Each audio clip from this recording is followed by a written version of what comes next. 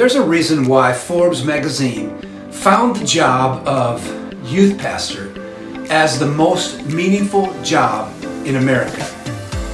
That's right, real life study, Forbes Magazine, right along with Orthopedic Surgeons. And you know, there is one obvious similarity between youth pastors and orthopedic surgeons. And I'm not talking about the salary.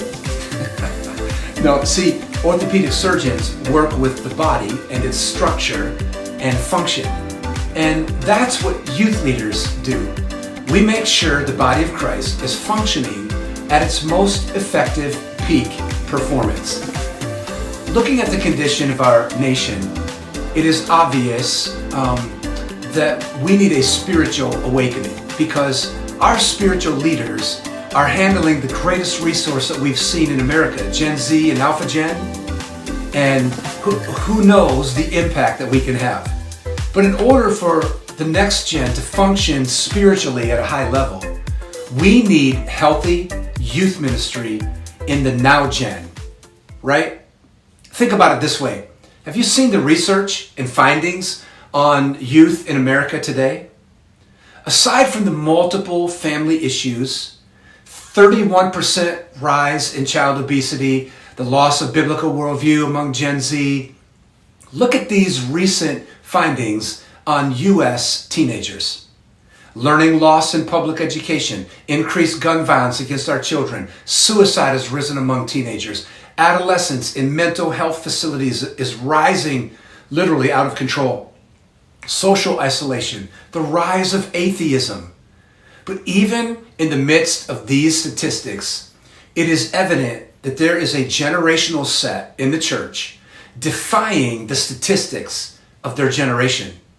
We cannot lose this growing resource.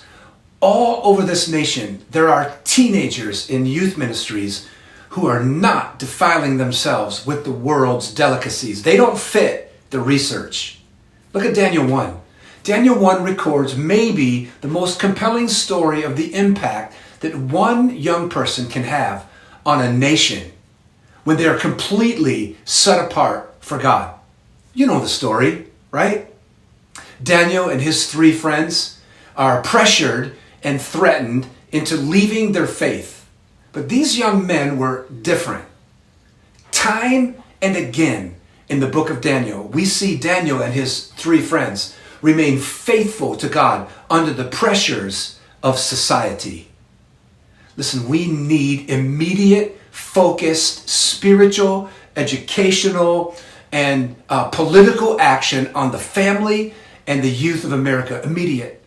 We need to raise up young Daniels and Danielles who are changing society. Here are 4 reasons why I believe that youth ministry is the most meaningful job in America. Let's talk about this real quick. Number 1, it is much easier and cheaper to build children than to fix adults. That's what civil rights activist Frederick Douglass said about the next generation. This is why I believe it is so important as a youth leader to reach the younger generation.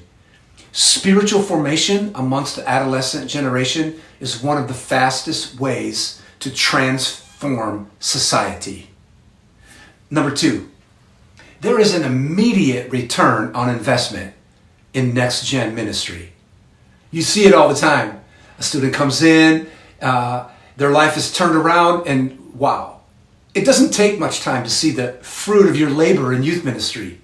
The impact of spiritual formation is almost immediately seen in the life of a teenager.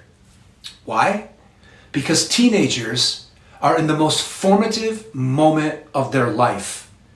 It doesn't take much work to create theologically based, life-transforming events like discipleship and mentoring and outreach and service. Number 3, the youth ministry context is charged with creativity and excitement. The school campus, sporting events, recreation, social media, and the movie and music industry make the youth ministry setting attractive and dynamic and influential. I I don't see the industrial and the technological revolution as a hindrance to ministry. I see it as a tool for healthy youth ministry. I see it where theology and theater, think about that, theology and theater come together to win the heart of a generation. The last impact, the last reason why I believe youth ministry and next gen ministry is so important is that the adolescent is still very much in the most formative moment of their life. That kind of goes back to what we just talked about, but think about this. Just because students are showing at-risk behavior or being raised in a dysfunctional home, or it doesn't mean they're out of reach. It doesn't mean that that they cannot be born again or turned around in the latest parts of their life. Listen, because of the disintegration and the breakdown of the family in our society, youth ministry could be that great opportunity to help close the gap between teenagers and broken families. I read a statistic last year from Barna that found youth pastors are not even in the top 10 of people that teenagers seek for help or advice. Wow. Teachers, coaches, police officers, family members, school counselors, all ranked in front of ministers. Ministers didn't even make the top 10. This makes this moment in history an important one. The mentor-mentee coaching relationship would be our bridge to Gen Z and Alpha Gen. Listen, we are in the perfect setting as an authoritative influence in the life of a teenager. Next gen leaders are in the perfect relationship to be an authoritative leader.